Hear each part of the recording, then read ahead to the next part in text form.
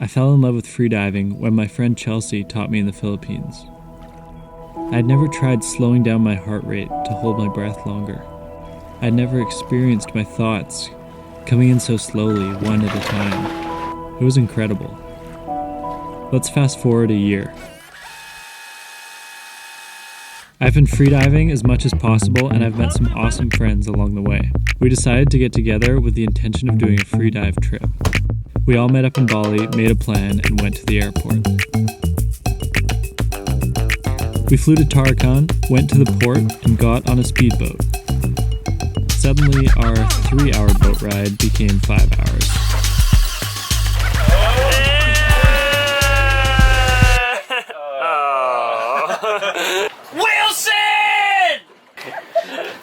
But spirits were still high. Eventually we made it to this little group of islands.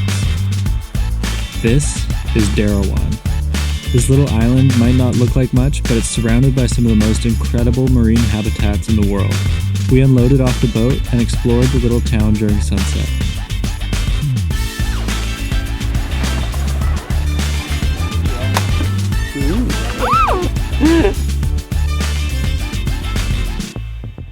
The next 7 days were packed with an adventurous schedule. Here's what our week looked like.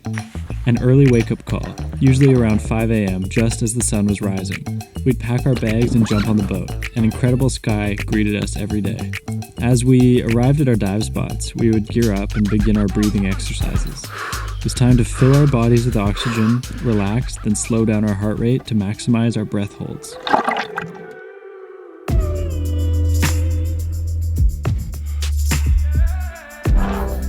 Derawan is the most diverse place I've ever dove.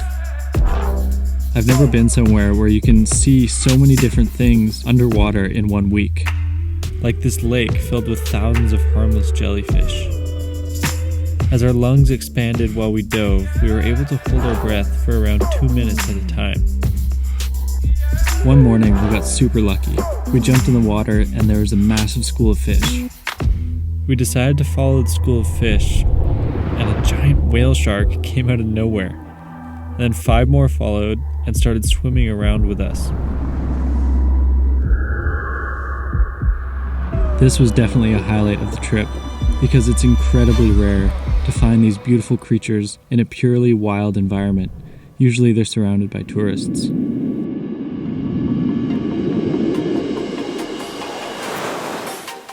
After the dives, it was time to explore the countless uninhabited islands surrounding us.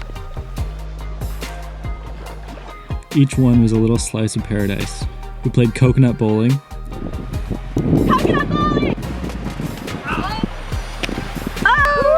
Which is definitely a fun game to try on the beach. And we also discovered Josiah can climb palm trees. Oh my gosh. Wow! That's actually incredible. I'm super impressed. I was not expecting that.